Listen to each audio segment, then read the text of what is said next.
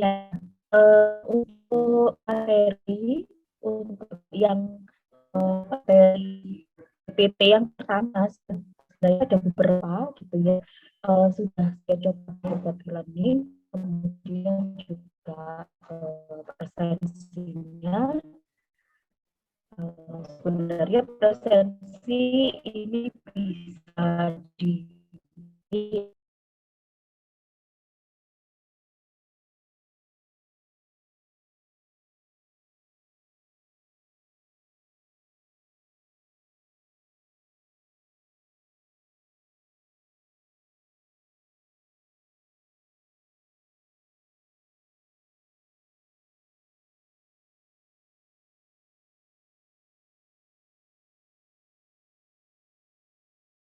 kontraknya ada di Sophia sebenarnya juga sudah ada, RPS juga sudah ada, kemudian saya upload juga ya di Learning.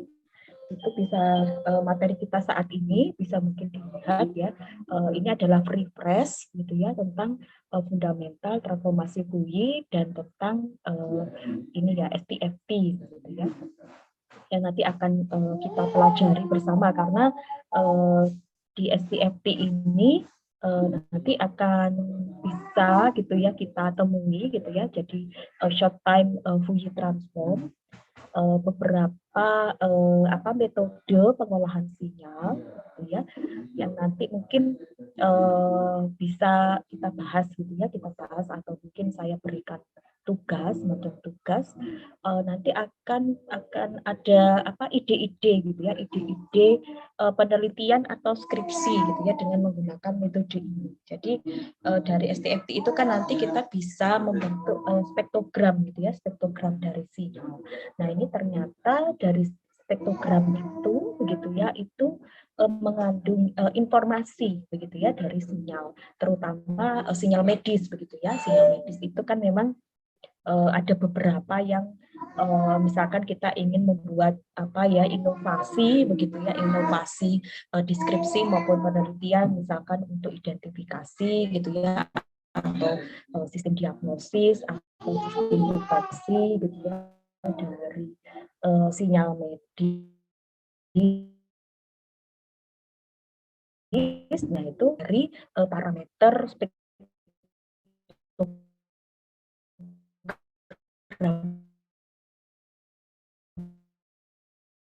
ini barangkali ya dari stok itu bisa kita olah gitu ya.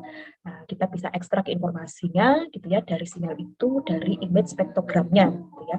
Ya memang ada beberapa sih yang bisa gitu ya, ada beberapa yang kurang bisa gitu ya. Biasanya kalau nggak spektrogram itu ya bisa ke skelogram gitu ya. Jadi kalau spektrogram ini kok tidak, maksudnya coba kita cari fiturnya, kemudian kita klasifikasi kok nggak berhasil, itu biasanya kita ganti gitu ya, kita coba ke arah skelogram. Nah itu biasanya juga skelogram ini juga jadi alternatif juga gitu ya, alternatif untuk kita bisa mengekstrak informasi dari sinyal medis gitu ya. Nah, itu seperti itu adik-adik. Jadi ternyata ini ya keunikannya, ternyata dari pengolahan domain frekuensi itu kita bisa memperoleh berbagai macam informasi gitu ya. Jadi kalau time domain saja kurang ya.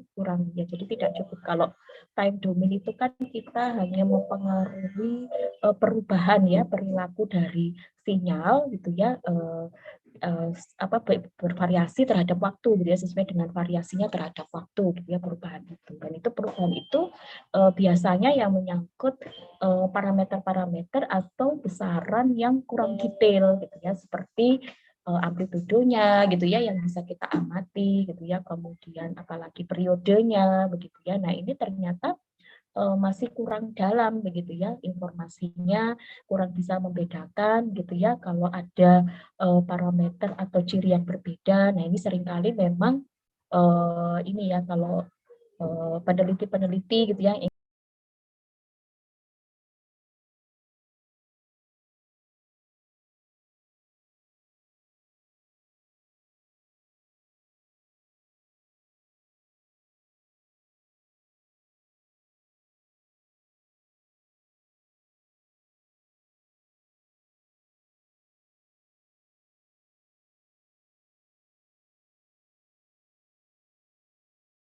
peralatan-peralatan diagnosis gitu ya, yang dia sifatnya real time. Jadi kalau real time itu kan kita selalu mencatat gitu ya perubahannya terhadap waktu gitu kan, dan itu juga parameter-parameter yang diekstrak itu juga relatif lebih mudah ya kalau kita mengolah sinyal dalam domain waktu, sehingga kalau lebih mudah tentu komputasinya juga tidak terlalu kompleks gitu ya, sehingga sesuai gitu ya. Kalau untuk aplikasi yang sifatnya real time itu nggak masalah gitu ya, memang senyampang gitu ya, pengolahan sinyal medis gitu ya, case yang kita hadapi itu masih bisa bisa kita pecahkan gitu ya, bisa kita solusinya itu bisa dipecahkan,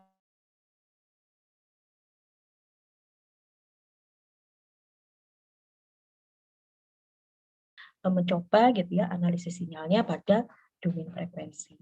Nah, mungkin itu prolog dari saya gitu ya. Ya, memang sinyal medis itu akan sangat menarik begitu ya. Ya semuanya memang baik itu citra itu sebenarnya ya basisnya adalah sinyal juga begitu ya. Tapi kalau citra itu kan representasinya dalam 2 dimensi gitu ya. Kalau sinyal medis gitu ya seperti ECG gitu sumbernya ya, EEG gitu ya, kemudian apalagi EMG itu adalah dia variabelnya adalah variabel 1 dimensi. Nah, itu memang kalau di citra gitu ya, memang prinsip dasarnya keilmuannya ya sama dengan pengolahan di sinyal begitu ya. Jadi tidak jauh berbeda. Nah, itu mungkin hanya bedanya ya yang satunya 1 dimensi, satunya 2 dimensi, tentu ada penyesuaian gitu ya untuk model matematiknya gitu. Nah, itu mungkin seperti itu ya. Jadi memang sangat menarik dan sangat banyak yang perlu dikaji gitu ya di sinyal medis ini gitu ya. Dan memang relatif tidak banyak begitu ya. Tapi akhir-akhir ini yang 2018 ini banyak yang skripsinya ke arah sinyal begitu. Nah, nanti mungkin bisa menginspirasi adik-adik ini yang 2019 barangkali ingin tertarik mengembangkan penelitian ke arah sinyal, yaitu silahkan gitu ya, nanti bisa menghubungi gitu ya dosen-dosen yang sudah memiliki riset ke arah situ gitu. Ya, karena memang sangat menarik gitu ya dan tidak ada habisnya gitu.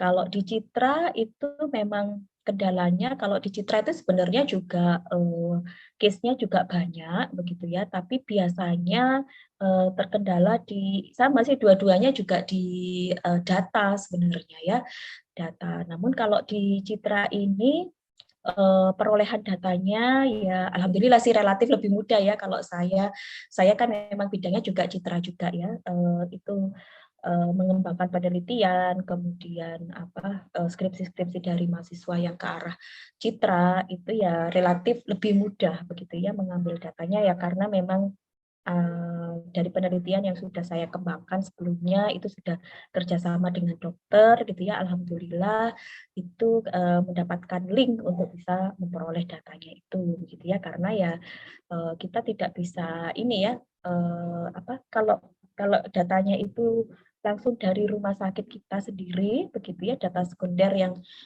dari rumah sakit kita ini kita bisa tahu karakteristiknya gitu ya, daripada dibandingkan data yang kita peroleh dari internet adik-adik ya, karena data dari internet itu seringkali tidak jelas gitu ya, kurang komplit gitu ya untuk keterangan-keterangan gitu ya dari parameter-parameternya diambil dalam kondisi yang bagaimana begitu ya, kemudian variabelnya itu ya misalkan kan kalau di medis itu kan banyak variabel yang perlu diperhatikan juga gitu ya, seperti usia, kemudian jenis kelamin gitu ya, kemudian jenis penyakitnya, yaitu seringkali tidak komplit gitu ya kalau data yang ada di internet ya, dan juga paper-paper itu juga seringkali tidak detail gitu ya menggambarkan di metodologinya bagaimana cara perolehan datanya begitu ya. Nah, itu seringkali seperti itu, sehingga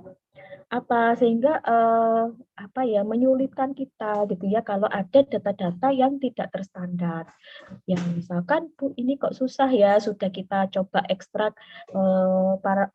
ekstrasi fiturnya begitu ya, atau ekstrasi cirinya. Kita sudah dapat ya misalkan menggunakan metode ekstrasi ciri, apakah itu geometri, apakah itu secara statistik estetik begitu ya, macam-macam ya, apakah itu yang kalau di Citra itu berbasis tekstur, berbasis warna gitu ya.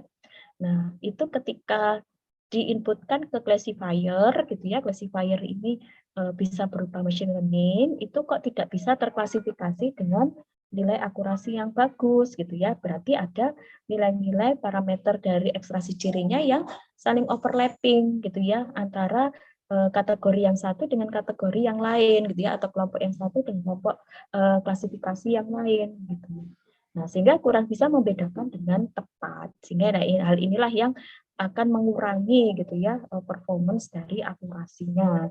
Nah, ini bisa dikarenakan ya karena data-data tersebut kurang terstandar begitu ya, baik itu dari cara pengambilannya yang kita tidak tahu ya variabel kontrolnya itu apakah apa ya diawasi gitu ya atau dikendalikan gitu ya dengan tepat. Nah, itu kan kita juga kurang tahu ya. Nah, seringkali seperti itu. Dan juga kalau di Citra itu juga seringkali juga seperti itu adik-adik gitu ya. Kalau misalkan citra-citra radiologi gitu ya yang kita dapat di rumah sakit gitu. Nah, itu seringkali juga kita dapatkan kurang standar juga begitu ya, karena data-data itu kita tidak mengambilnya data primer gitu ya. Kalau data primer kan kita bisa mengawal dari awal dan sesuai dengan apa ya target gitu ya, variabel kontrol yang kita tetapkan. Misalkan kita setting parameternya gitu ya dari MRI-nya seperti ini begitu ya. Nah, itu kan kita nanti akan minta ke radiografernya gitu ya selaku teknisinya yang mengambil gambar MRI-nya. Ya sudah, nanti akan dikontrol seperti itu. Nah, itu mungkin bisa kita kawal dan kita bisa mendapatkan data yang terawasi dan terkontrol. Nah, seringkali ya kalau data-data misalkan kelainan citra radiologi seperti kanker gitu ya, paru-paru, kanker paru-paru, kemudian tumor begitu ya, tumor otak misalkan gitu ya. Nah, seringkali ya setting parameternya itu bervariasi gitu ya. Nah, itu juga datanya juga sesuai dengan kondisi pasiennya gitu ya. Misalkan datanya itu kan juga tidak seragam juga gitu ya, ada yang orang tua usianya, ada yang anak-anak barangkali begitu ya, dan kemudian ada yang gemuk, kurus gitu ya. Nah, itu kan juga mempengaruhi juga setting ininya ya, setting ininya apa time-nya ya, time ekonya, kemudian T1 dan T2-nya gitu ya, kemudian yang mempengaruhi ini apa gerakan gitu ya, misalkan kalau ada noise gerakan itu kan juga nanti setting parameternya juga berbeda juga begitu ya. Nah, itu tentu tergantung dari radiografernya ya saat pengambilan gambarnya, di mana radiografer itu kurang apa ya, kurang memperhatikan itu juga. Yang penting dia men-setting sesuai dengan SOP-nya dan dihasilkan gambar yang kualitasnya bagus gitu kan, yang terpenting kan radiografer itu, sehingga gambarnya bisa dibaca gitu ya atau dianalisis oleh dokternya. Biasanya kan seperti itu ya, radiografer itu apa istilahnya mengubah parameter gitu ya, atau men-setting parameter MRI-nya itu ya biasanya ya targetnya supaya dihasilkan gambar yang kualitasnya bagus supaya bisa didiagnosis dengan mudah oleh si dokternya begitu. Nah, itu memang kendalanya seperti itu adik-adik, sehingga kalau di Citra itu ya metodenya harus kita harus buat gitu ya, yang harus mampu mampu itu tadi ya membedakan berbagai macam variasi citra gitu ya. Kemudian di sinyal juga demikian sama. Di sinyal mungkin bisa kita antisipasi ya, baik di citra mungkin bisa ya diantisipasi mungkin dengan filtering, kemudian dengan image enhancement, ya, kemudian dengan apalagi ya, dengan normalisasi gitu ya, supaya kualitasnya bagus dan terstandar gitu ya. Kalau di citra juga kita berusaha ada filter noise-nya begitu ya, dan kemudian ya kita coba ini apa mengekstrak gitu ya parameter-parameternya itu sesuai dengan yang diinginkan gitu ya. Nah, itu kita mencoba berusaha begitu ya, berusaha apa ada penambahan gitu ya. Jadi ada pre-processing gitu ya yang harus kita kuatkan dulu gitu ya, supaya nanti datanya itu akan menghasilkan ya tadi ya, setelah diekstraksi ciri kemudian coba kita klasifikasi, itu akan menghasilkan nilai akurasi yang bagus gitu ya. Ya mungkin itu prolog dari Bu Riris, barangkali ada yang ingin didiskusikan mungkin. Halo, ada yang ingin ditanyakan mungkin? Belum ada? Oh iya, kontennya siapa ya di ASB ini ya, kelas T2? Oh ya, siap. Oh Alvin ya, oh iya mohon maaf Alvin lupa ya. Iya baik Alvin.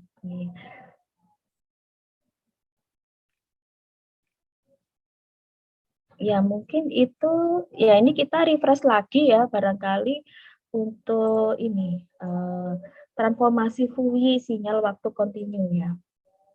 Oke, ini mungkin sudah pernah ini ya, sudah pernah dapat ya waktu di pengolahan sinyal. Jadi ini refresh lagi begitu ya.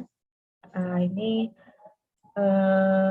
jadi sinyal-sinyal dalam terminologi komponen frekuensi begitu ya. Jadi sinyal waktu kontinu ini kita berusaha untuk ini kan ya, kalau sinyal-sinyal itu kan menurut Fourier itu kan merupakan ini ya, gabungan gitu ya. Ya, jadi merupakan gabungan dari dua buah sinyal atau lebih gitu ya, sinyal sinusoidal gitu ya ternyata. Jadi sinyal, terutama sinyal-sinyal yang random ya, kalau misalkan sinyalnya itu ini ke uniform gitu ya.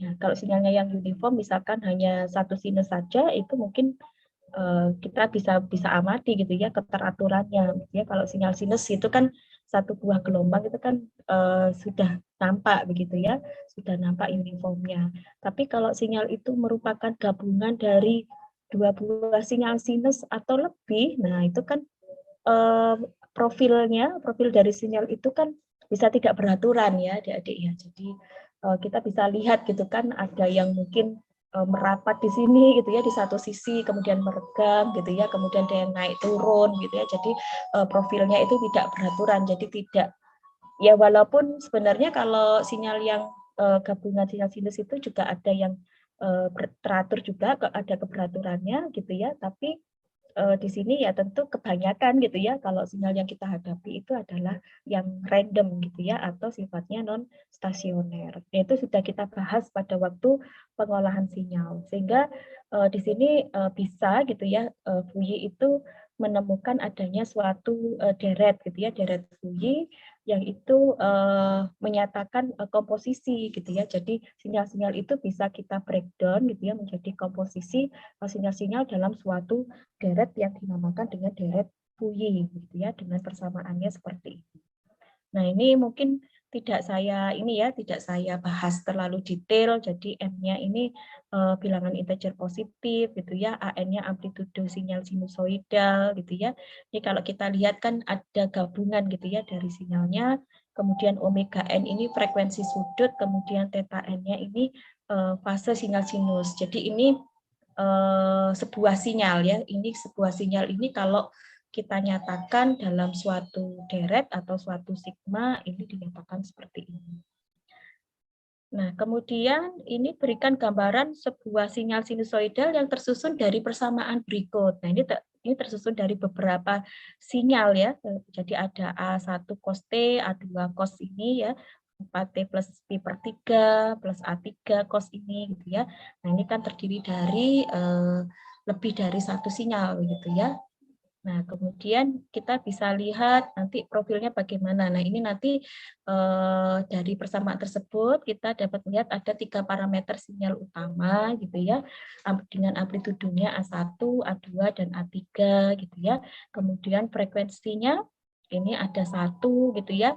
Ini kan omega T ya, omega T berarti frekuensinya 1, terus yang sinyal yang A2 ini frekuensinya 4 dan 8 radian gitu ya. Kemudian fasenya berapa? Fasenya ini tetanya kan 0 gitu ya, yang A1. Yang kedua ini pi per 3, yang ketiga ini pi per 2. Kemudian dengan mencoba nilai-nilai amplitudo seperti berikut, ini akan ada sinyal yang bervariasi. Ini dicoba divariasikan gitu ya nilai-nilai amplitudonya gitu ya, A1-nya sekian, A2-nya sekian. Nah, ini nanti kita akan mendapatkan bentuk sinyalnya yang bervariasi gitu ya. Nah, nanti gambarnya ini ya nilai XT untuk berbagai nilai amplitudo yang berbeda tadi begitu ya, untuk yang bagian A, B dan C. Nah, nanti akan diperoleh sinyalnya seperti ini. Kemudian spektrumnya gitu ya, spektrumnya juga sudah sudah dipelajari adik-adik caranya bagaimana, secara matematik juga sudah diajarkan, kemudian dengan MATLAB juga sudah diajarkan gitu ya, menggunakan fungsinya apa gitu untuk mendapatkan spektrumnya. Nah, ini spektrumnya seperti ini ya dari variasi amplitudo tadi gitu ya. Nah, kemudian dari sinyal tadi gitu ya, sebuah sinyal selain dalam bentuk cos itu kan bisa kita representasikan dalam bentuk eksponensial kompleks ya. Nah, jadi modelnya bentuknya seperti ini. Nah, ini juga sudah dipelajari ya, Adik-adik. Jadi jangan heran gitu ya kalau menemui sinyal itu direpresentasikan dalam bentuk eksponensial kompleks ya, eksponensial dan bilangan kompleks seperti ini. Jadi E pangkat J omega NT gitu ya plus C min N. Nah, ini kan sudah diajarkan juga ya, angka J min omega NT begitu ya. Nah, sehingga ini bentuknya nanti menjadi seperti ini ya, adik-adik ya. XT jadi sigma gitu ya. Nah, ini kalau kurungnya dibuka nanti ini penjumlahan dari sigma n sama dengan 1 sampai n untuk Cn, dan untuk yang bagian negatifnya ya, ini n sama dengan min n sampai min 1 gitu. Nah, ini atau bisa juga nanti di sini ini untuk yang bagian ini ya, bagian yang N sama dengan 1 sampai N, kemudian yang ini untuk bagian yang C min N-nya gitu ya. Nah, ini nanti bisa disederhanakan menjadi N sama dengan min N sampai N untuk Cn kali E pangkat J omega Ft. Kemudian ini representasi deret Fourier pada sinyal periodik. Nah, ini jadi sudah juga ya, sudah juga diajarkan. Ini kita punya sinyal seperti ini XT gitu ya.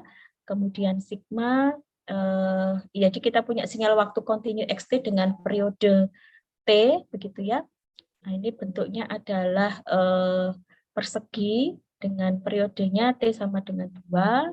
Nah, ini nanti kita bisa cari gitu ya eksponensial kompleksnya bagaimana. Jadi Cn-nya itu bisa kita cari dengan menggunakan persamaan ini ya. Kalau masih ingat ya, seperti integral min t per 2 sampai t per 2 xt, kemudian E pangkat min Cn omega 0 t dt. Nah, ini coba dicari gitu ya, carilah nilai Cn. Nah, ini ada soal gitu ya. Jadi tinggal dimasukkan saja di sini dari sinyal persegi periodik gambar yang tadi sebelumnya, di mana XT-nya untuk yang rentang min 1 sampai 1 ya, ini sama dengan 1 gitu ya. C0-nya ini ya, C0-nya XT-nya 1, min 1 sampai 1, jadi ketemu setengah. Nah, Cn-nya tinggal dimasukkan ke persamaan ini gitu ya. Nanti ketemunya ini 0 untuk N-nya yang genap, dan 1/NP untuk N-nya yang ganjil. Terus ini untuk fungsi trigonometri dari deret Fourier gitu ya. Deret Fourier dalam bentuk trigonometri. Jadi ini bisa dinyatakan dalam bentuk trigonometri ya untuk deret Fourier. Jadi nanti persamaan umumnya seperti ini. Ini secara matematiknya begitu ya. Kemudian ini contoh, coba Anda cari bentuk trigonometri deret Fourier pada contoh 2 ya. Contoh 2 ini coba dirubah menjadi bentuk trigonometri. Nah, ya, jadi Cn ini magnitudo dari Cn, dan sudut Cn ini adalah sudut dari Cn-nya. Nah, ini ketika dimasukkan ke persamaan ini untuk mencari Cn-nya kan nilai amplitudonya ya, nilai absolutnya gitu ya. Jadi dari 0 sampai 1/NP untuk N-nya ini genap dan N-nya ini untuk yang ganjil gitu ya. Dan sudutnya ini. Sehingga representasi dari trigonometri dari deret Fourier tinggal dimasukkan gitu ya. Nilai absolut dari Cn-nya, kan ini Cn-nya sudah ketemu ya adik-adik ya, ini ya. Nah, kalau nilai absolut kan berarti tidak ada plus minus gitu ya, nilainya positif semua. Nah, tinggal masukkan nilai absolut CN-nya, kemudian sudut dari CN-nya, ini ya, ketemu ini. Nah, tinggal dimasukkan ke persamaan trigonometrinya. Terus ini juga ada fenomena Gibbs, begitu ya. Fenomena Gibbs itu dari persamaan ini ya, persamaan tadi ya, contohnya gitu ya, kita sudah menemukan fungsi trigonometri dari suatu sinyal. Nah, ini ternyata ada fenomena Gibbs gitu ya, di mana N-nya gitu ya. Nah, N-nya ini bisa kita variasi ya, adik-adik gitu ya. Jadi N-nya ini ternyata kalau kita coba sama dengan 9, itu akan membentuk ripple seperti ini. Kemudian kalau N-nya sama dengan 21, nah ini ripple-nya akan semakin banyak begitu ya di puncaknya ini seperti ini. Nah, ini yang dinamakan dengan fenomena Gibbs gitu ya. Jadi kalau kita lihat sinyal ini gitu ya, sinyal ini kan terdiri dari satu puncak dan satu lembah, itu ternyata masing-masing ini terbentuk gitu ya, bisa dibentuk dari beberapa sinyal juga begitu ya ternyata ya, di area puncaknya maupun di lembahnya. Nah, ini yang dinamakan dengan fenomena Gibbs. Ya, biasanya di sini bisa kebutuhannya apa, Bu? Kebutuhannya ini. Jadi ya tadi ya fungsi-fungsi dari matematik itu kalau kita punya suatu sinyal itu kita bisa dekati pemodelannya begitu ya, pemodelannya dengan fungsi matematik dari Fui tadi ya, yang sudah saya jelaskan itu. Nah, pendekatannya apa? Jadi tadi ada yang bisa didekati dengan ini apa, eksponensial gitu ya, kemudian trigonometri, kemudian mungkin kalau ada ripple-nya kita bisa dekati model dari fenomena Gibbs-nya gitu ya. Nah, itu nanti kita akan memperoleh persamaan dari sinyalnya gitu ya. Nah, kalau ini kan ketemu xn-nya sama dengan ini begitu ya, dengan n-nya mungkin di sini kalau dicoba mendekati yang ini n sama dengan 9 ya berarti n-nya nanti dari n sama dengan 1 sampai 9 gitu. Nah, itu memang keperluannya untuk itu begitu ya. Kemudian spektral garis. Nah, ini spektral garis juga sama gitu ya.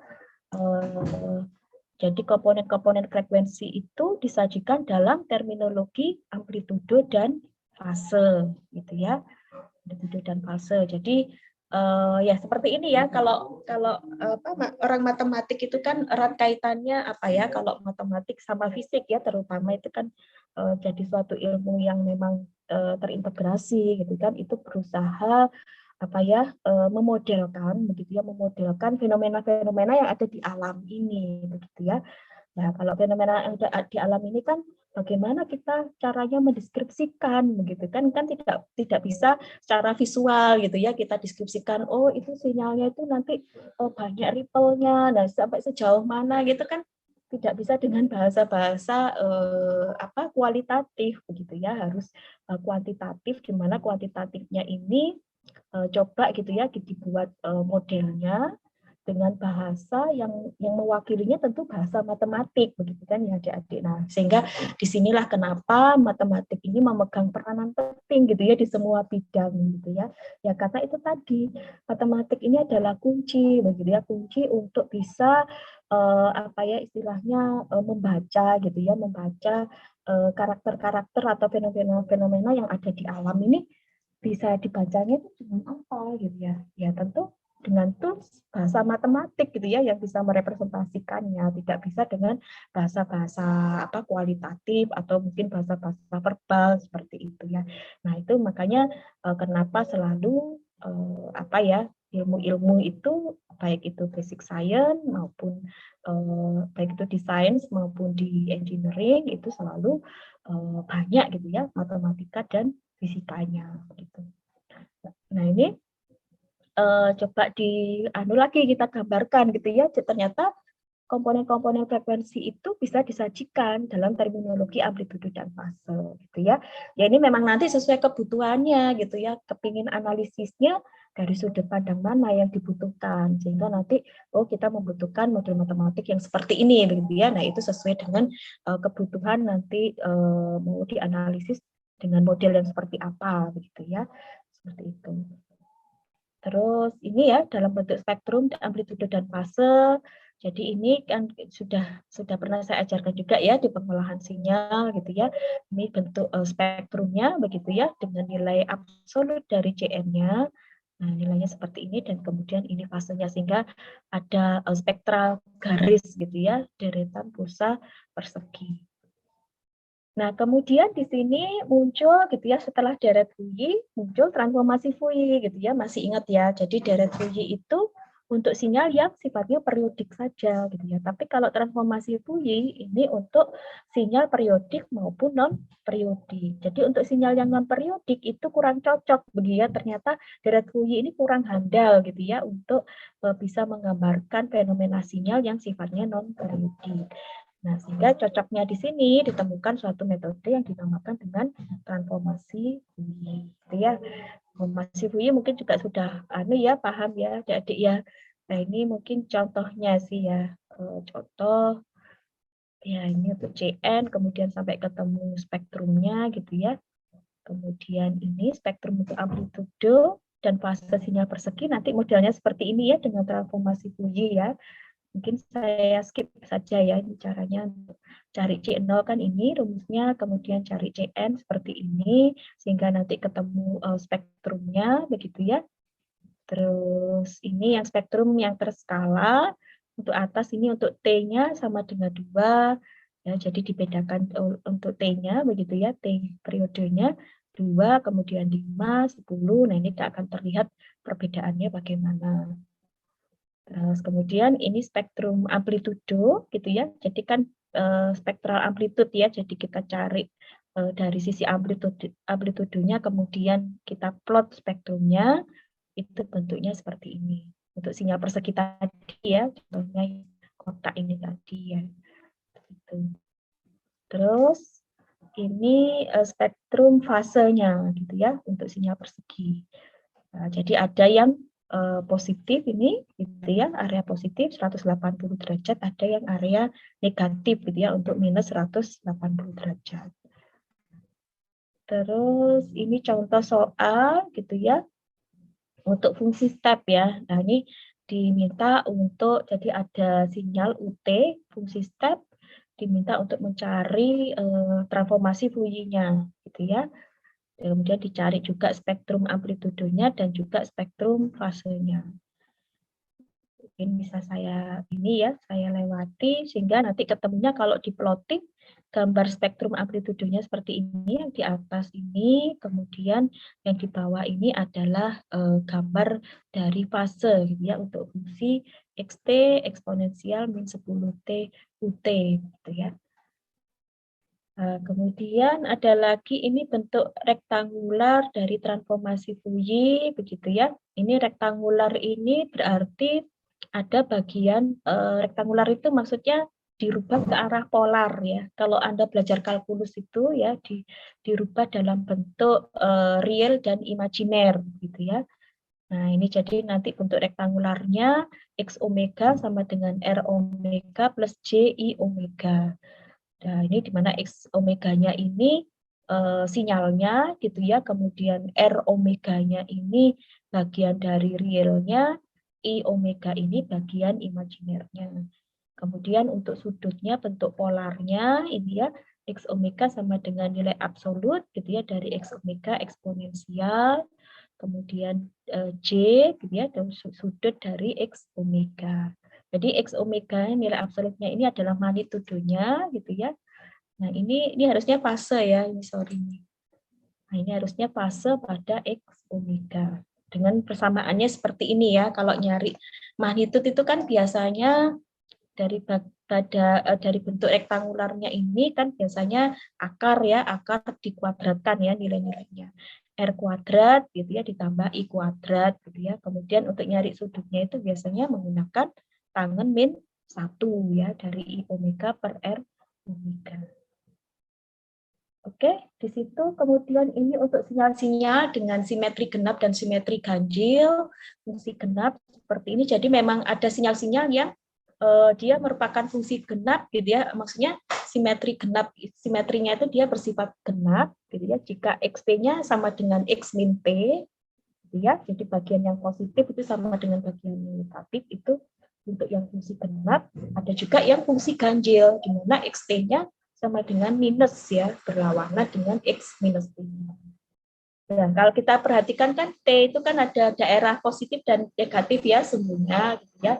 Kalau fungsi genap itu sama nilainya antara Xt sama X min T, tapi kalau fungsi ganjil nilainya berlawanan ya, Xt sama dengan minus X min T. Ya, ini untuk pulsa persegi transformasi Fourier mungkin langsung saja ya, ini ada banyak contohnya sih transformasi Fourier-nya nanti bagaimana. Terus ini kalau diplot gitu ya bentuk transformasi Fourier seperti ini. Kemudian sifat-sifat dari transformasi Fourier ada linearitas gitu ya, pergeseran waktu. Ini sifat-sifat matematisnya gitu ya. Ternyata transformasi Fourier itu memiliki sifat linear gitu ya. Ya, ini kalau linear kan ini ya lebih mudah gitu ya pemrosesannya gitu ya kalau pemodelannya itu secara linear. Terus dia juga mengalami pergeseran waktu begitu ya, Pak. Jadi bisa gitu ya ada mengalami juga pergeseran waktu gitu ya untuk persamaannya. Kemudian juga mengalami penskalaan waktu gitu ya. Jadi ada ini ya X A kali T gitu ya. Jadi A-nya ini skalanya gitu ya. Kemudian pembalikan waktu juga bisa begitu ya. Jadi ada X min T gitu ya saat di sini transformasi Fourier-nya menjadi X min omega. Gitu ya. Terus perkalian dengan suatu bentuk pangkat ini juga bisa begitu ya, memiliki sifat seperti itu. Perkalian dengan sinusoidal gitu ya juga bisa. Mungkin itu adik-adik ya, ini juga ada contohnya yang perkalian dengan sinusoidal gitu ya. Nah, ini memberikan gambar seperti ini dan nanti direpresentasikannya. Nah, nanti ada dua sinyal sinus gitu ya. Kalau dilihat kan pasangan dari transformasi Fourier-nya ini ya T sin C ini ya bla bla bla plus T sin C ini bla bla bla gitu ya. Jadi kalau di plotting ini ada dua spektrum seperti ini ya. Seperti itu. Konvolusi juga mengalami begitu ya sifat konvolusi, kemudian perkalian dalam domain waktu juga gitu ya seperti itu. Kemudian ini studi kasus modulasi amplitudo ya, ini mungkin aplikasinya ya adik-adik ya. Gambaran untuk matematisnya ini aplikasi saja gitu ya karena ini ada kaitannya dengan sinyal ya, sinyal. Di memodulasi sinyal begitu ya. Kita coba modulasi, ada informasi sinyal gitu ya. Nah, kalau modulasi itu apa? Ada yang tahu mungkin modulasi apa? Ada yang tahu mungkin? Dia bisa menjawab apa itu modulasi itu? Gitu. Ada yang mau menjawab mungkin? Izin menjawab, Bu. Iya, siapa ini? Zalda, Bu. Zalda, ya Zalda. Jadi modulasi itu mengenai proses perubahan gelombang periodiknya sehingga bisa jadi suatu sinyal yang bisa membawa sebuah informasi, Bu. Iya, ya tujuannya untuk apa itu modulasi itu Zalda? Untuk mengubah sinyalnya sehingga bisa jadi suatu sinyal yang membawa informasi, Bu. Ya betul, ya betul ya yang Zalda jelaskan ya. Jadi yang jawaban Zalda memang benar seperti itu. Jadi tujuan dari modulasi itu kadang sinyal itu perlu perlu ditumpangkan ya Zalda ya, supaya informasinya itu bisa tersampaikan artinya dengan selamat begitu ya. Jadi tidak ada yang kurang suatu apapun gitu ya informasinya dari transmitter menuju receiver begitu kan ya. Jadi di sini ada informasi, kemudian ada sinyal informasi, ada sinyal carrier atau sinyal pembawa begitu ya. Nah, itu diperlukan gitu ya dalam teknik modulasi. Jadi sinyal informasi ini perlu ditumpangkan pada sinyal carrier atau sinyal pembawanya begitu. Jadi kalau misalkan hanya sinyal informasinya saja yang ditransmisikan itu nanti rentan sekali kalau terjadi interferensi dengan gelombang sinyal yang lain begitu ya. Jadi kan di alam ini kan banyak sekali ya gelombang gitu ya. Ya, jadi ada gelombang radio begitu ya, kemudian gelombang apa lagi ya, banyak ya yang mungkin kalau misalkan ininya frekuensinya begitu ya. Kalau frekuensinya itu bersesuaian, tentu nanti akan terjadi interferensi dan ini akan mempengaruhi, akan jadi noise gitu ya, akan dipengaruhi oleh noise dan ini nanti akan mengubah informasi gitu ya, informasinya jadi tidak sesuai dengan aslinya begitu. Nah, sehingga perlu ditumpangkan gitu ya pada suatu sinyal atau gelombang pembawa yang dinamakan dengan carrier. Ya, ini yang dinamakan dengan modulasi itu. Sehingga dari posisi transmitter menuju ke receiver, nah itu nanti gelombang sinyalnya akan terbawa dengan selamat begitu ya. Informasinya tidak akan hilang sesuai dengan aslinya. Nah, mungkin seperti itu ya Zalda ya. Ya, biasanya pada teknik komunikasi data ini akan dibahas gitu ya, dibahas teknik-teknik modulasi ya, karena memang ada cara-caranya gitu ya, ada metodenya sendiri-sendiri yang itu disesuaikan dengan model dari sinyalnya begitu ya, seperti itu. Ya, itu sinyal memang nanti ada kaitannya juga dengan rangkaian elektronikanya, penghasil sinyalnya gitu dan juga teknik modulasinya gitu ya. Nah, itu nanti ada beberapa teknik rangkaian elektronika yang kita buat begitu ya untuk bisa menghasilkan teknik modulasi yang baik gitu ya.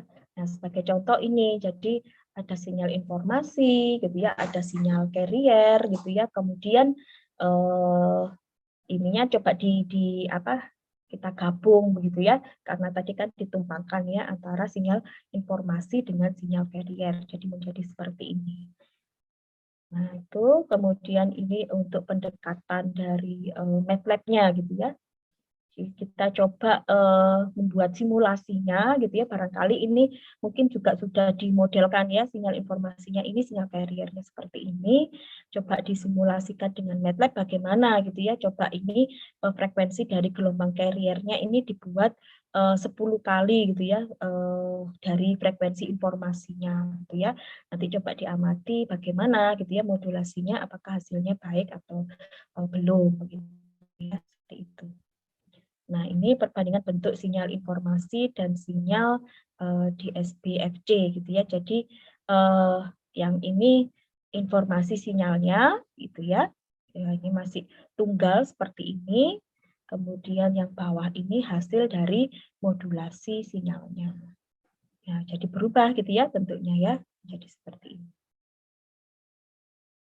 Kemudian ini dalam gambaran domain frekuensi begitu. Jadi kalau kita coba plot spektrumnya jadi spektrum informasi seperti ini. Kemudian kita coba di sini ada spektrum ininya ya carriernya gitu ya. Ini ada bagian lowernya, kemudian ada bagian upper ya. Jadi lower sideband ada ini untuk spektrum carriernya, kemudian ada upper sideband. Nah, ini bentuk dari spektrum sinyal carriernya seperti ini. Kemudian ini teknik modulasinya ya, blok diagramnya seperti ini. Jadi ada operasi produk gitu ya untuk modulasi antara sinyal informasi dan sinyal carrier. Ini gambaran rangkaiannya gitu ya. Nah, seperti ini. Jadi ini ya, jadi disearahkan gitu ya, sinyal informasinya disearahkan, kemudian ini coba dengan sinyal carrier. Nah, ini kemudian di sini coba ada ininya ya, jadi ada transformernya begitu ya, dan nanti akan menghasilkan nilai sinyal outputnya begitu ya. Nah, ini adalah rangkaian dari sistem DSB-SC. Oke, mungkin tidak kita bahas ya barangkali ya untuk bentuk rangkaiannya ya. Oke, ini juga sudah. Jadi ada cross produk, ada produk ya. Kalau produk itu kan dikalikan, jadi simbolnya cross seperti ini untuk bentuk matematiknya.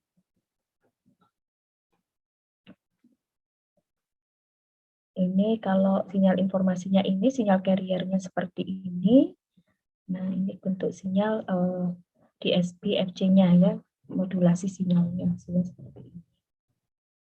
Spektrum informasi, spektrum carrier. Nah, mungkin bisa jadi seperti ini ya analisisnya. Ya, mungkin seperti itu adik-adik refresh dari transformasi Fourier barangkali ya. Ada yang ditanyakan mungkin?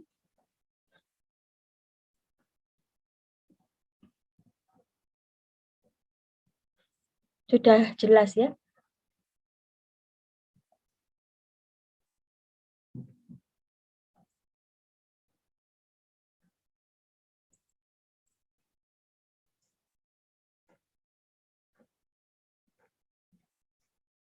Nah, sekarang kita beralih ke, oh ya, ada yang raise hand ya. Oh, coba Alinda ya, sorry, tidak melihat saya. Ya, Alinda, Iya, silakan Alinda.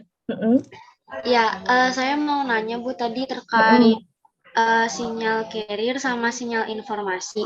Berarti Mm-mm. itu digabungkan kan ya Bu, antara sinyal Mm-mm. informasi itu dengan sinyal carrier. Nah, terus Mm-mm. pertanyaan saya ketika udah nyampe ke receiver itu berarti masih dalam bentuk gabungannya itu ya Bu? Oh, ini ada dipecah lagi, Alinda. Nah, Oh, itu berarti iya. sebelum diterima harus dipecah dulu lagi gitu ya Bu? Harus dipecah lagi nanti. Jadi ini eh ya mungkin sepertinya ada rangkaian, ada multiplexer, ada demultiplexer ya. Saya juga tidak mendalami untuk teknik komunikasi data seperti ini, tapi ada nanti dipecah lagi sinyalnya, jadi diekstrak sehingga kita bisa memperoleh sinyal informasinya kembali begitu, Alinda. Iya, ada lagi yang mungkin ditanyakan? Mungkin bisa Iya Bu. di-set ya. Itu teknik komunikasi data sih kalau di elektro itu kan dipelajari ya. Jadi di elektro itu kan ada bidang telkom ya, telekomunikasi. Nah, itu di situ akan dipelajari banyak gitu ya, macam-macam teknik modulasi begitu. Terutama ya itu tadi untuk mengantisipasi adanya derau atau noise gitu ya. Seperti itu. Baik Bu, berarti untuk Iya, sinyal carrier ini dia harus benar-benar dipastikan nggak bakal mengganggu sinyal informasinya itu ya Bu? iya betul. Iya, jadi teknik modulasinya itu harus pas juga gitu ya. Jangan sampai dia ibaratnya apa ya, malah nanti mengganggu sinyal informasinya ya, barangkali ya, Linda ya. Nah, ini juga modulasi ini nanti akan dihitung juga SNR-nya berapa begitu ya.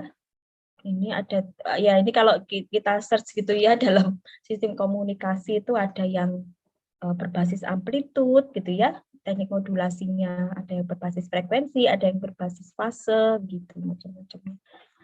Iya, memang seperti itu. Jadi nanti eh, dari sinyalnya itu nanti akan ini lagi ya, dipecah lagi begitu ya. Jadi ada carrier wave ya, sehingga nanti kita bisa memperoleh lagi sinyal aslinya begitu. Iya Bu, baik, terima Alinda. kasih. Iya, sama-sama. Ada lagi yang ingin ini ditanyakan? Ya, mungkin ini ya, kalau kita di medis gitu ya, saya juga belum pernah nyoba gitu ya. Kalau di medis itu, kalau saya juga belum tahu ya, kalau misalkan kita ingin mendesain alat yang wireless barangkali ya. Nah, ini ya, kita juga belum tahu ya. Jadi kalau kalau sinyal-sinyal itu kan ya sebenarnya sama saja ya. Kalau yang di komunikasi data itu di elektro kan mungkin ada kaitannya dengan gelombang radio atau gelombang elektromagnetik yang lain begitu ya. Nah itu mungkin kalau di sinyal medis misalkan untuk komunikasi data wireless, nah ini mungkin juga juga tentunya mungkin membutuhkan juga ya teknik modulasi ya. Nah seperti itu, Alinda. Jadi supaya ya itu tadi dia robust gitu ya, tidak terpengaruh oleh adanya noise begitu. Nah, ini saya belum pernah sih ya, belum pernah riset ke arah situ ya. Jadi belum pernah membuat produk yang komunikasinya secara wireless barangkali ya. Ya sementara ini sih masih yang rata-rata ya masih yang tidak wireless gitu ya, masih berbasis kabel begitu. Nah ini atau mungkin nanti adik-adik punya keidean barangkali ya mengembangkan ke arah wireless, ya bisa jadi gitu ya. Itu modulasi itu kita butuhkan gitu. Apalagi yang nanti memanfaatkan ya kita lihat dulu sih ya karakter dari sinyalnya juga gitu ya. Kira-kira noise-nya nanti dari sekitar itu apa gitu yang berpengaruh gitu ya terhadap sumber informasi yang akan kita kirimkan gitu ya. Nah, sehingga nanti butuh teknik modulasinya seperti apa gitu. Mungkin begitu ya, Alinda ya. Ya, Iya, mohon maaf kalau mungkin tidak bisa banyak memberikan contoh, ya mungkin nanti adik-adik bisa browsing sendiri barangkali begitu ya. Kalau aplikasi-aplikasi wireless itu apa saja, nah ini memungkinkan nggak gitu ya kita membuat suatu inovasi barangkali gitu ya di bidang alat kesehatan karena ya wireless ini tentunya ide inovatif gitu kan ya karena ini yang apa ya barangkali ya oleh user ini lebih diminati gitu ya karena tidak banyak kabel kemudian alatnya itu bisa sifatnya compact dan mobile dengan mudah gitu ya kalau wireless gitu kan ya. Nah, mungkin seperti itu ya. Jadi lebih disukai gitu oleh pengguna daripada ngolor-ngolor kabel gitu kan ya. Seperti itu. Cuman kalau sinyal medis ini saya belum pernah meneliti ya apa sampai sejauh mana gitu ya kira-kira besarannya sehingga nanti noise-nya juga seperti apa gitu ya kerentanannya gitu ya dan membutuhkan teknik modulasi juga yang bagaimana ini belum pernah nyoba terus terang gitu. Nah mungkin seperti itu ya adik-adik ya. Ada lagi yang ingin didiskusikan lagi barangkali atau mungkin keidean Bu saya keidean ini buat ini begitu ya ya silakan gitu ya atau robot apa begitu barangkali gitu ya yang dia menyadap informasi sinyal medisnya secara wireless barangkali. Ya, ada yang ingin tanya lagi? Belum ada?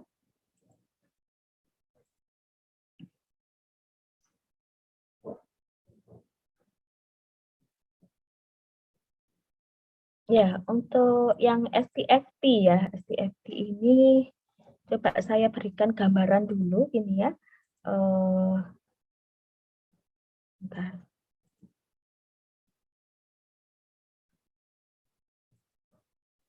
Ini singkat saja sih ya, apa itu STFT? Ada yang tahu mungkin apa itu STFT? Barangkali ada yang sudah tahu. Short time Fourier transform ya.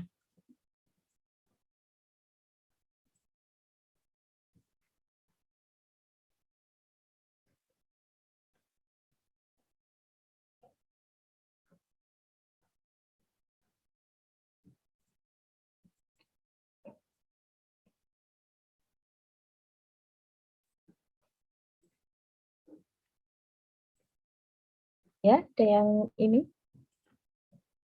Ini juga ada refresh lagi ya dengan MATLAB mungkin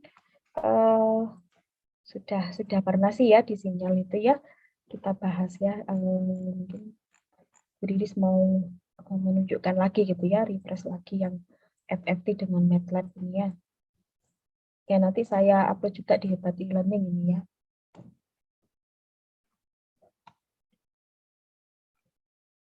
Ya kalau sinyal itu di sini ya untuk sinyal itu kan macam-macam manfaatnya gitu ya, bisa dalam hal komunikasi begitu ya. Kemudian sinyal processing, kemudian dalam electrical engineering begitu ya. Jadi sinyal ini memang bermacam-macam begitu ya, bisa kita nyatakan dalam bentuk time varying atau bisa juga dalam spatial varying quantity gitu ya. Ya, kalau time varying itu misalnya contohnya sinyal medis tadi ya, seperti ECG, EEG gitu ya. Kalau spatial varying quantity ini biasanya pada citra gitu ya. Jadi pada domain spasial gitu ya. Kalau citra itu kan ada posisi atau koordinat pikselnya begitu kan X, Y. Nah, ini sehingga dinamakan dengan domain spasial gitu ya atau dia variannya ini pada spasial quantity gitu ya. Kalau sinyal pada time varying.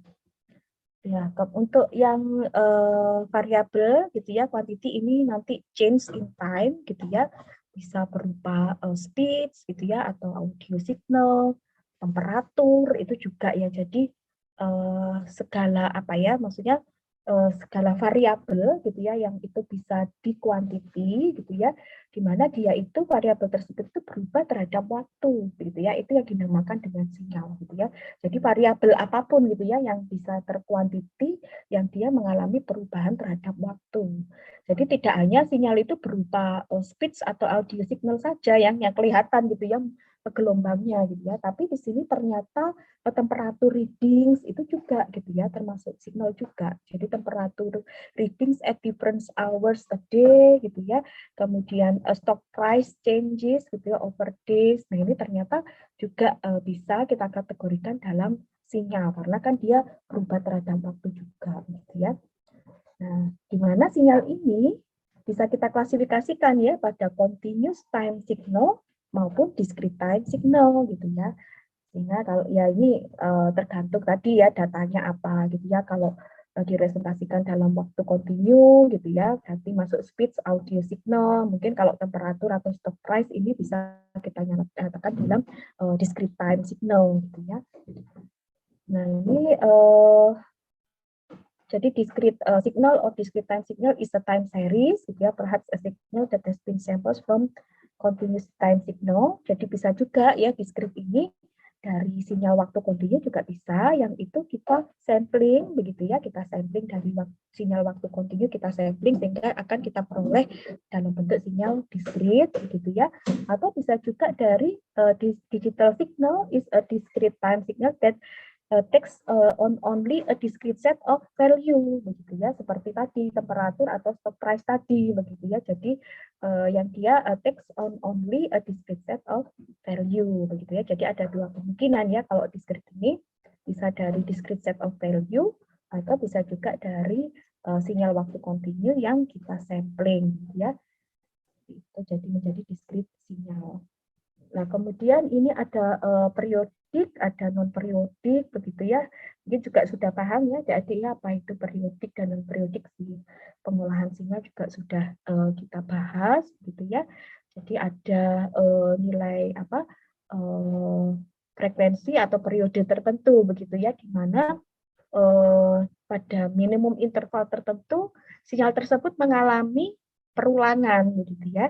Jadi ada periode T gitu ya, di mana periode T ini adalah minimum interval on which a signal repeats gitu ya. Jadi punya nilai waktu minimum yang dinamakan dengan periode gitu ya, di mana sinyal tersebut nanti akan mengalami perulangan kembali. Nah, ini yang dinamakan dengan periodic signal gitu ya.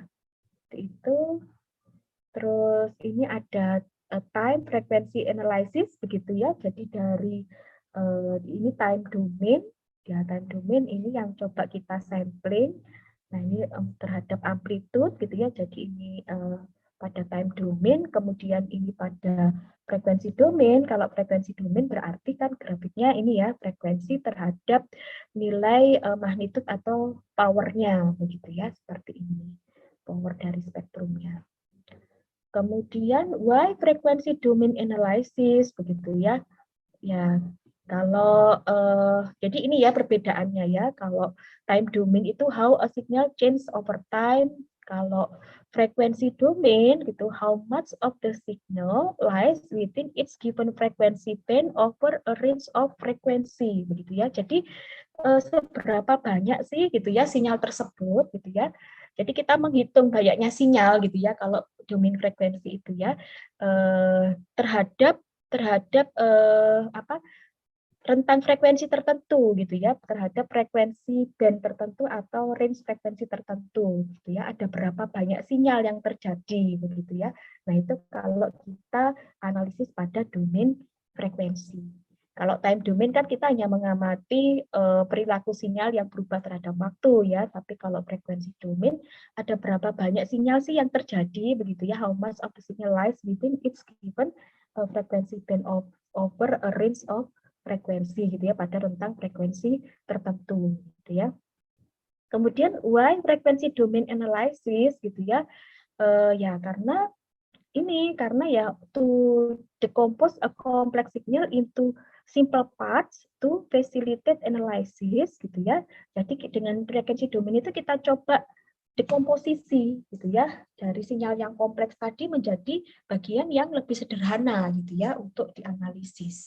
Jadi lebih mudah gitu ya pada domain frekuensi itu kita melakukan dekomposisi gitu ya atau breakdown dari sinyalnya itu kita breakdown menjadi bagian-bagian yang lebih sederhana gitu ya untuk keperluan analisis gitu ya. Kemudian bisa juga kita menerapkan ini ya kalau di matematik diferensial atau difference equation, kemudian operasi konvolusi gitu ya in the time domain become algebraic operation in the frequency domain. Mungkin kita memudahkan kita ya kalau di time domain itu biasanya kan dengan persamaan diferensial ya adik-adik ya atau persamaan beda gitu ya difference equation atau persamaan konvolusi gitu ya kalau di time domain. Nah ini menjadi operasi aljabar gitu ya kalau di domain frekuensi. Operasi aljabar itu biasanya ini ya operasi matriks gitu ya operasi matriks itu bisa kita transformasi menggunakan operasi matriks gitu ya kalau pada domain frekuensi. Kemudian bisa juga menggunakan fast algorithm ya. Jadi algoritma yang lebih cepat ya. Contohnya di sini adalah FFT gitu ya. Ya ini Fourier transform, ini discrete Fourier transform mungkin juga nggak saya bahas ya. Ini juga ada tipe dari sinyalnya bagaimana menggunakan model yang bagaimana mungkin bisa dibaca sendiri ya barangkali ya. Ini juga discrete Fourier series, finite length. Nah, mungkin itu DFT gitu ya, discrete Fourier transform. Kemudian muncul kan setelah transformasi Fourier itu kan waktu kontinu, kemudian muncul DFT ya, discrete Fourier transform untuk waktu discrete gitu ya atau waktu digitalnya. Kemudian muncul fast Fourier transform gitu kan urutannya kan seperti itu ya. Jadi dari deret Fourier dulu ternyata deret Fourier itu cocoknya untuk sinyal yang periodik aja, kemudian muncul transformasi Fourier gitu ya. Transformasi Fourier itu bisa untuk sinyal periodik maupun non periodik. Nah, transformasi Fourier itu dibedakan dua, ada yang waktu kontinu, ada yang waktu discrete gitu ya. Kemudian dari discrete Fourier transformnya itu gitu ya, karena kan discrete Fourier transform itu kan biasanya pengolahannya secara komputasi ya, secara komputasi. Nah, ini muncul fast Fourier transform. Ya, fast Fourier transform itu apa? Berarti pengolahan komputasinya ini menjadi lebih cepat lagi gitu ya dibandingkan dengan DFT yang biasa gitu ya. Nah, sehingga muncul metode fast Fourier transform gitu ya. Jadi fast Fourier transform ini does not refer to a new or different type of Fourier transform. It refers to a very efficient algorithm for computing the DFT. Jadi FFT ini berusaha algoritmanya itu efisien gitu ya, lebih efisien lagi gitu ya untuk memproses DFT tadi begitu ya. Jadi kalau dengan DFT biasa gitu ya, itu komputer itu membutuhkan n pangkat 2 multiplication gitu ya untuk operasinya. Nah, untuk FFT ini only needs n log 2n. Nah, ini biasanya kalau di teknik informatika ini diperhitungkan ya efisiensi dari algoritma ini. Ada rumusnya gitu ya. Jadi kalau proses DFT ini lebih lama n pangkat 2 gitu ya dibandingkan dengan n log 2n ini dari untuk proses FFT-nya gitu ya. Sehingga di sini FFT ini dia algoritmnya itu lebih cepat gitu ya bila dibandingkan dengan DFT yang biasa. Gitu. Nah, ini cara mendapatkan ya proses cutting-nya gitu ya, cutting proses. Jadi pemrosesannya itu kan kalau di FFT itu ada bagian even dan odd. Nah, ini coba diringkas begitu ya di FFT begitu dengan menggunakan butterfly ya. Ada sini ada rumusnya gitu ya dengan menggunakan butterfly. Ya, mungkin tidak saya bahas ya secara matematiknya. Nah, ini kalau di MATLAB mungkin juga sudah paham ya. Cosinus ini untuk plotting MATLAB-nya gitu ya, sinus, sine wave itu bagaimana. Ini mungkin di pengolahan sinyal juga sudah dapat begitu ya. Terus kemudian mencari nilai spektrum bagaimana gitu ya. Ini menggunakan ini ya F ini ya FFT begitu ya. Kemudian nanti coba diplot, nah ini akan menghasilkan spektrum seperti ini. Ini untuk sine wave, ini untuk cosine wave. Kemudian ini untuk cosine wave with pergeseran fase, gitu ya, phase shift. Terus ini untuk yang gelombang square wave, ini untuk square pulse, gitu ya, Gaussian. Terus eksponensial decay, ada semua ya, contohnya nanti mungkin bisa dicoba-coba untuk yang chirp signal, gitu, power spektrumnya bagaimana, juga sudah ada. Ya, seperti itu mungkin bisa dicoba-coba sendiri ya barangkali untuk coding MATLAB-nya begitu. Ya, begitu mungkin ada yang ingin ditanyakan? Belum ada ya? Oke, sekarang ke STFT. Nah, STFT itu ini ya apa ya? Ini saya berusaha ini sih supaya adik-adik ini jadi paham gitu ya apa sih STFT ini ya. Mohon maaf kalau ini jadi continuous time STFT gitu ya. Apa ya? Jadi ini punya juga begitu ya. Tetapi ada kombinasi dengan window function. Jadi fungsi jendela. Jadi fungsi jendela ini ingin mengamati atau menganalisis pada area itu begitu ya. Jadi dengan menggunakan teknik windowing ini seperti ini begitu ya. Jadi ada istilahnya short period time tertentu begitu ya yang ingin dianalisis ya, dengan menggunakan window function. Nah, ini yang dinamakan dengan STFT gitu ya. Jadi ini simply in the continuous time case ya, the function to be transformed is multiplied by a window function which is non-zero for only a short period of time. Jadi kita punya sinyal nih ya pada domain frekuensi gitu ya.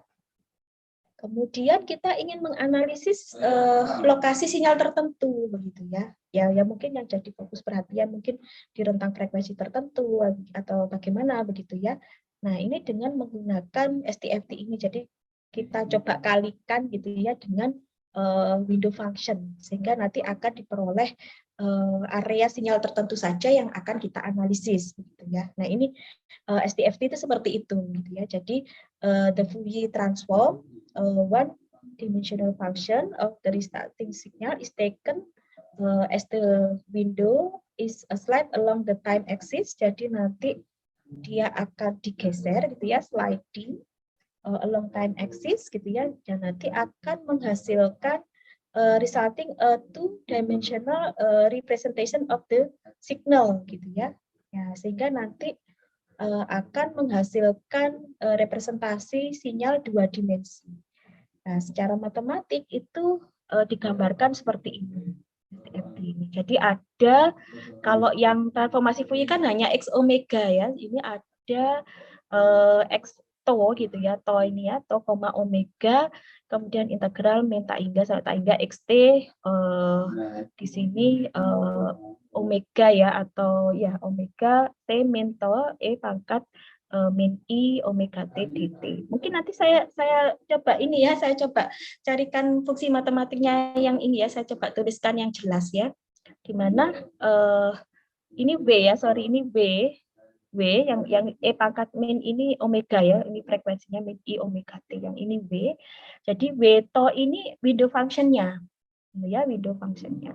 Ya, commonly ini menggunakan model Han window atau Gaussian window gitu ya. Center around zero gitu ya. Kemudian XT ini adalah sinyal yang akan ditransformasikan gitu ya. Nah, ini jadi note the difference between the window function W and the frekuensi omega ya tadi ya, bisa saya jelaskan tadi, yang ini di W, yang ini omega. Sehingga X2,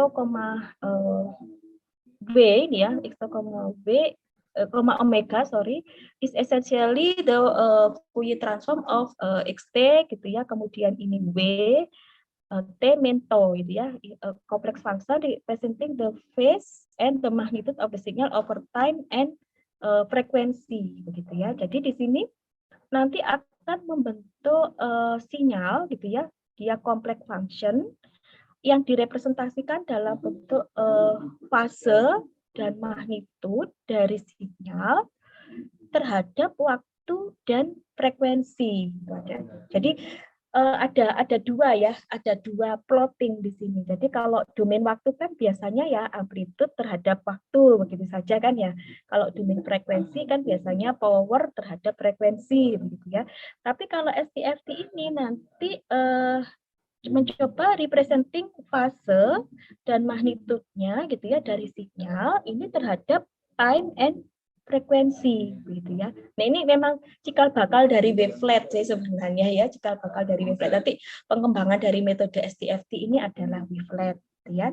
Nah ini berarti ada dua gitu ya, ada dua domain yang dianalisis gitu ya.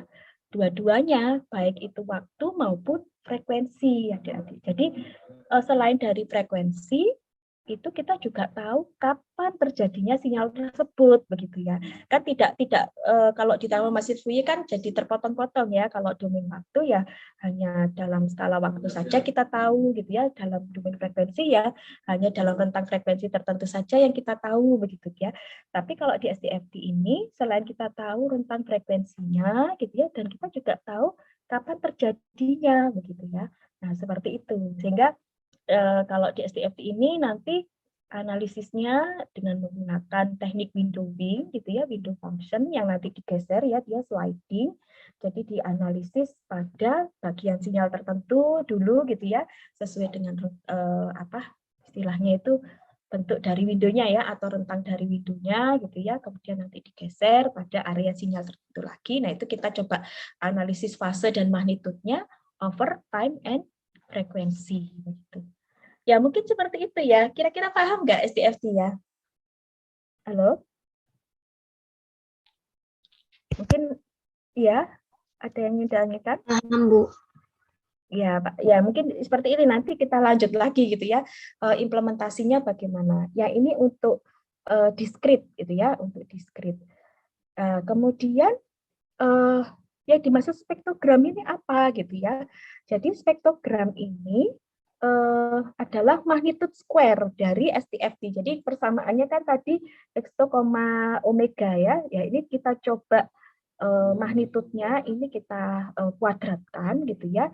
Nah, magnitude yang dikuadratkan ini dari persamaan STFT nanti akan menghasilkan spektrogram gitu ya, menghasilkan spektrogram yang dia yields the spectrogram representation of the power spectral density of the function gitu ya. Jadi nanti PSD gitu ya, fungsi PSD dari STFT ini gitu ya, itu modelnya adalah spektrogram.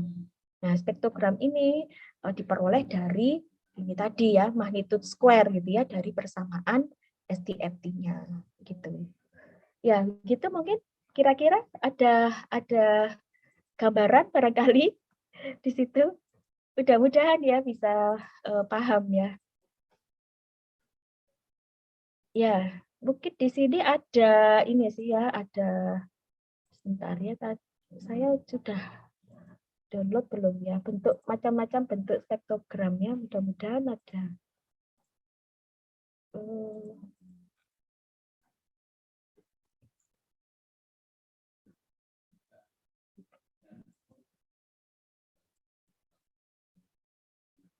Sebentar ya, ditunggu ya.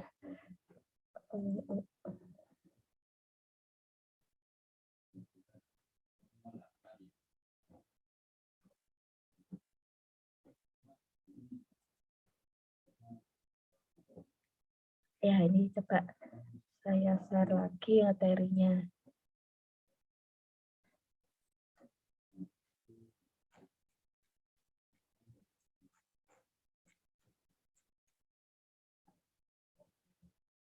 Ini ya, kelihatan ya. Nah, ini nanti ini ya, short time Fourier transform. Ini dia dengan mengalihkan begitu ya. Ini dari sinyalnya ini dengan fungsi window gitu ya. Kemudian dari hasil perkaliannya dengan fungsi window ini kita coba FFT-kan gitu ya. Jadi the STFT as the FFT on a sliding window. Jadi nanti modelnya seperti ini spektrumnya. Nah, kemudian ini frekuensi plotnya. Nah, ini nanti spektrogram ini kita coba plotting begitu ya, plotting dari magnitude STFT gitu ya is called the spectrogram, and that is what we get the most signal processing package such as MATLAB. Nah, ternyata magnitudenya begitu ya tadi ya, nilai magnitudenya itu kalau kita plot nanti akan membentuk nilai model spektrogram seperti ini gitu ya. Bentuknya ini seperti image nanti ya, ada warna-warni gitu ya, ada warna-warni yang dihasilkan. Jadi ini kalau kita lihat sumbunya gitu ya, kalau sumbu X ini time gitu ya, kemudian sumbu Y-nya ini frekuensi gitu ya. Jadi kan tadi kan sudah saya jelaskan kan over time and frekuensi begitu ya. Ya ini direpresentasikan dalam spektrogram ini gitu ya. Jadi ada plotting grafik dari PSD-nya begitu ya, ini terhadap grafik frekuensi terhadap waktunya gitu ya, sehingga akan membentuk pola spektrogram seperti ini. Nah, seperti itu adik-adik, ini untuk model dari window-nya yang bisa kita gunakan gitu ya. Metodenya ada yang modelnya bentuk rektangular, ada yang Hamming, ada yang Blackman gitu ya. Nah, ini dari spektrumnya ya, frekuensi spektrumnya. Kemudian mungkin bisa saya ada ini chip signal. Nah, ini bentuknya seperti ini ya. Nah, ini contoh representation of chip signal. Kemudian ini ada juga contoh spektrogram dari chip signal dengan model window-nya rectangular window dengan panjang dari ininya ya, mungkin sliding-nya ya. Sliding-nya N-nya. Nah, ini ya rectangular with length 256 sampel begitu ya. Nah, ini nanti akan membentuk ini ya, plottingnya ya, time terhadap frekuensi, ini membentuk citra ya, seperti citra gitu ya, seperti ini. Itu adik-adik. Nah, ini ternyata itu pola-pola citra ini ada informasi yang bisa dibedakan gitu ya. Sebagai contoh ini ya, yang di riset saya itu kan sinyal PPG ya, yang dengan Bu Osma itu ya, yang kolaborasi dengan UGM itu awalnya kan menggunakan spektrogram. Mungkin skripsinya ini ya, skripsinya Alif ya, yang menggunakan spektrogram itu ya. Kita coba di spektrogram itu bisa nggak menganalisis kelainan gitu ya. Nah, itu di situ ya, sinyal PPG itu kita coba bentuk spektrogramnya bagaimana, kemudian dari citra spektrogramnya itu bisa kita analisis kemudian menggunakan metode image processing misalkan gitu ya, atau kalau tidak pakai ekstraksi ciri ya mungkin bisa langsung ke deep learning misalkan dengan CNN atau apa begitu ya. Itu untuk klasifikasi misalkan ada kelainan apa gitu ya, kelainan ABC atau normal atau tidak normal gitu ya, misalkan seperti itu.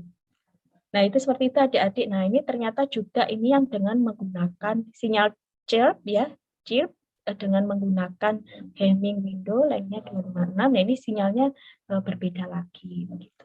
Nah, ini menarik untuk dikaji ya, dianalisis. Yang sebagai contoh di sini yang kemarin itu yang dikerjakan mahasiswa S2 ya, S2 Teknik Biomedis itu yang dari Pakistan itu mencoba ke skelogram, karena spektrogram kurang mampu akhirnya dirubah ke skelogram. Nah, di skelogram ini akhirnya bisa terbedakan adik-adik ya. Jadi gambar-gambarnya itu ada level-levelnya begitu, yang itu menggambarkan apakah dia ada kelainan ininya ya, hypertensionnya itu apakah ada ininya ya, faktor-faktor yang mempengaruhi gitu ya. Jadi dari warna-warna itu bisa terbreakdown gitu ya. Apakah dia misalkan memiliki high lipid atau tidak gitu ya, kolesterol tinggi atau tidak begitu ya. Sehingga dia kan itu kan klasifikasinya ke hypertension atau normal gitu ya. Hypertensionnya juga ada tiga kelas gitu ya. Ada yang moderate, ada yang high hypertension gitu ya. Nah, itu bisa ternyata dari warna-warna itu bisa terbedakan faktor-faktor penyertanya begitu ya, karena kan pencetus tekanan darah tinggi itu kan juga macam-macam ya adik-adik ya, bisa juga dari kolesterolnya gitu ya. Jadi sinyal PPG ini ternyata kan tidak hanya bisa dianalisis dari heart rate-nya saja begitu ya, untuk bisa dibedakan itu hypertension atau tidak. Ternyata faktor-faktor penyertanya itu secara fisiologi itu bisa tergambarkan dalam skelogramnya itu begitu adik-adik. Nah, itu menariknya di situ begitu ya, kita bisa melakukan analisis dari level-level warnanya yang terbedakan begitu ya. Ternyata ternyata membentuk pola tertentu begitu ya. Nah, itu sangat menarik untuk dianalisis. Nah, itu kita juga butuh riset barangkali ya untuk kasus-kasus yang barangkali bisa diselesaikan dengan teknik pengolahan sinyal seperti ini. Ya, begitu mungkin adik-adik yang bisa saya sampaikan ya. Ini juga macam-macam ya, kita lihat juga warna-warnanya gitu ya, juga macam-macam yang dihasilkan gitu ya. Nah, ada apa sih dengan warna-warna ini, level-level warna ini? Tentu membutuhkan analisis ya. Ini dengan menggunakan apa ini? Sinyal musik ya, sinyal musik hijau ya judulnya ya. Sinyal musik hijau ini ternyata ini ya dengan teknik window yang berbeda-beda ini ya mungkin mungkin dari nadanya mungkin bisa terbedakan barangkali gitu ya, nada dari lagunya itu dari warna-warnanya ini gitu misalkan seperti itu. Nah, ini kan dari nada-nadanya ya, mungkin tinggi rendahnya atau apa ini ya. Nah, ini kan bisa terbedakan ya adik-adik ya. Saya juga kurang paham ya soal musik ini ya. Ini musik score gitu ya, and spectrogram of lagu ini gitu ya. Compare the three groups of notes with respective frequencies gitu ya, seperti itu. Ya, menarik barangkali kira-kira ya. Nah, ini kalau di sinyal medis bagaimana gitu? Ya, mungkin bisa kita cari paper-paper gitu ya, paper-paper di pengolahan sinyal medis. Itu kira-kira apa saja gitu ya.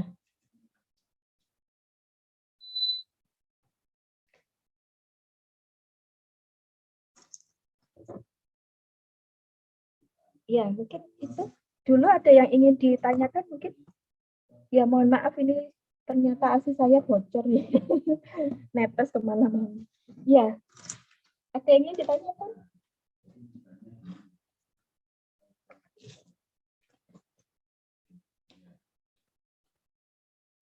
Halo, belum ada?